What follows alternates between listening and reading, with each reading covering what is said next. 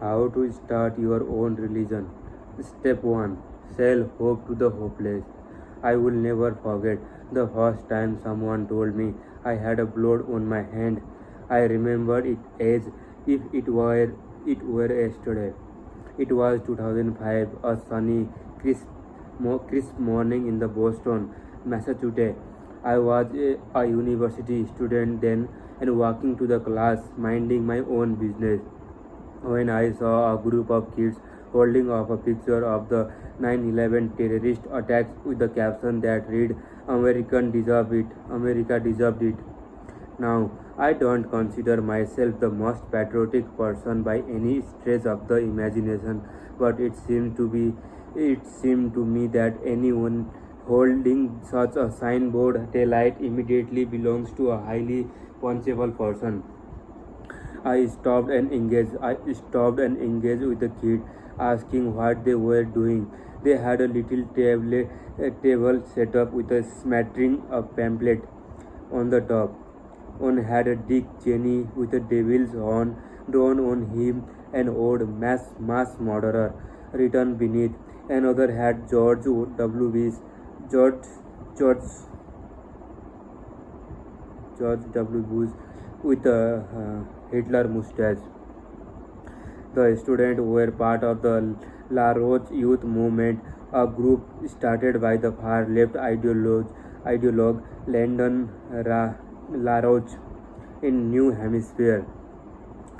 His acolytes would spend countless hours standing around college campus in the Northeast, handing out flyers and pamphlets to the susceptible college kids. And when I came upon them, it took it took me all the 10 seconds to figure out what they actually were, a religion. That's right, they were an ideological religion, an anti-government, anti-capitalist, anti-old people, anti-establishment religion. They argued that the international old order from top to bottom was corrupt. They argued that the Iraq war had been instigated for no other reason than the Bush friends wanted more money. They argued that terrorism and mass shooting didn't exist, that such an event were simply a highly coordinated governmental effort to control the population. Don't worry, right wing's friend. Years later, they would draw the same Hitler mustache and make the same claims about Obama.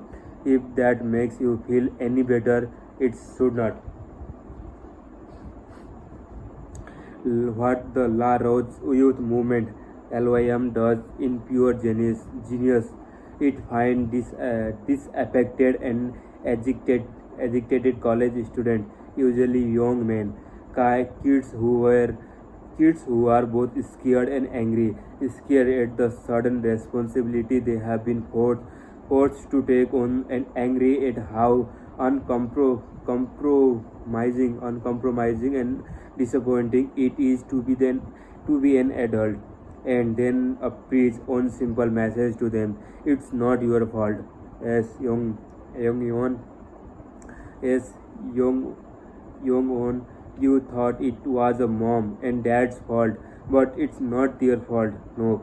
And I know you thought it was your city professor and overpriced college fault. No, not their either. You probably even thought it was a government's fault. Close, but still no. See, it's the system fault, that grand vague entity you have always heard about. This was the faith the LYM was selling. If we could just overthrow the system, then everything would be okay. No more war, no more suffering, no more injustice. Remember that in order to feel hope, we need to feel there's a better future out there, or values. We need to feel as though we are capable of getting to that better future, self control, and we need to find other people who share our value and support our effort. Community. Young adulthood is a period when many people struggle with values, control, and community. For the first time in their life, kids are allowed to decide who they want to be. Do they want to become a doctor, study business, take a psychology course? The option can be crippling, and the inevitable frustration cause a lot of young people to question their values and lose hope. In addition, young adults struggle with self-control. For the first time in their lives, they don't have some authority figure watching over them 24/7. On the one hand, this can be liberating, exciting.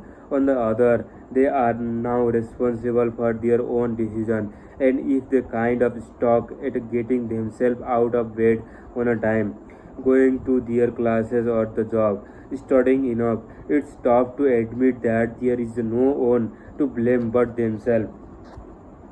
And finally, young people are particularly preoccupied with the finding and fitting with the community.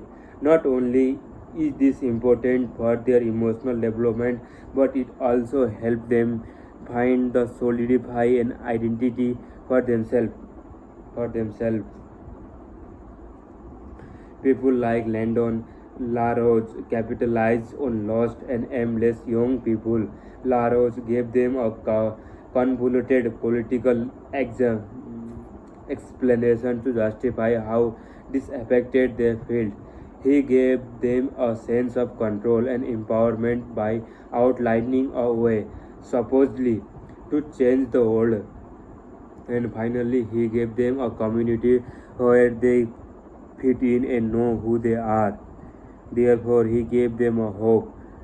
Don't you think this is taking it a little too far? I asked LYM student that day, pointing to the picture of the World Trade Center toward feature on their pamphlet. No way, man. I say we are not taking it far enough. One of the kid replied, "Look, I didn't vote for Bush, and I don't agree with Iraq war either. But it does not matter who you vote for. A vote for anyone is a vote for the corrupt and oppressive system. You have a blood on your hand." Excuse me, I didn't even know how to punch someone. Yet I found myself bailing my hand into fist.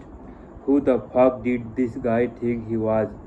By participating in the system, you are perpetuating perpetuating its. The kid continued, and therefore are complicit in the murder of millions of innocent civilians around the world. Here, read this. He showed a pamphlet at me. I glanced at it, turned it over. "That's a fucking stupid," I said. Our discussion went on like this for another few minutes. Back then, I didn't know any better. I still thought stuff like this was about reason and evidence, not a feelings and value. And values cannot be changed through the reason, only through the experience. Eventually, I had gotten good and pissed off. I decided to leave. As I started walking off, the kid tried to get me to sign up for a free seminar. "You need to have an open mind, man," he said. "The truth is scary." I looked back and replied with a Carl Sagan quote I had once read on the internet forum. "I think your mind is so open, your brain fell out." I think your mind is so open, your brain fell out. I felt smart and smug. He presumably felt smart and smug. No mind were changed that day. We are the most impressionable when things are at their worst. When our life is falling apart, it signifies that our values have failed us, and we are grasping in the dark for new values to replace them. One religion fall and open up space for the next. People who lose faith in their spiritual God will look for the worldly God, worldly God, worldly God. People who lose their family will give themselves away their race, creed, or nation. People who lose faith in their government or the country will look to extremist ideologies to give them hope. There's a reason that all the major religions in the world have the history of sending missionaries to the poorest and most destitute corner of the globe. Starving people will believe anything if it will keep them fed. For your new religion, it's the best to start preaching your message to people who live soft, the most, the poor, the outcast, the abused and forgotten. People who sit on the Facebook all day. Jim Jones built his following by recruiting the homeless and marginalized minorities with a socialist message, mind mindset with his own demanded, demented, demented take on the Christianity. Hell, what am I saying? Jesus Christ did the same damn thing. Buddha too. Moses, you get the idea. Religious leaders speech to the poor and downtrodden and insulted, telling them that they deserve the kingdom of heaven. Basically, an open fuck you to the corrupt elite of the day. It's a message that easy to get behind. Today, appealing to the hopeless is either than ever before. All you need is a social media account. Start posting extreme and the crazy shit and let the algorithm do the rest. Crazier and the more extreme you post, the more attention you will garner and the more the hopeless will flock to you. Like flies to cow shit. It's not hard at all. But you can't just go online and say anything.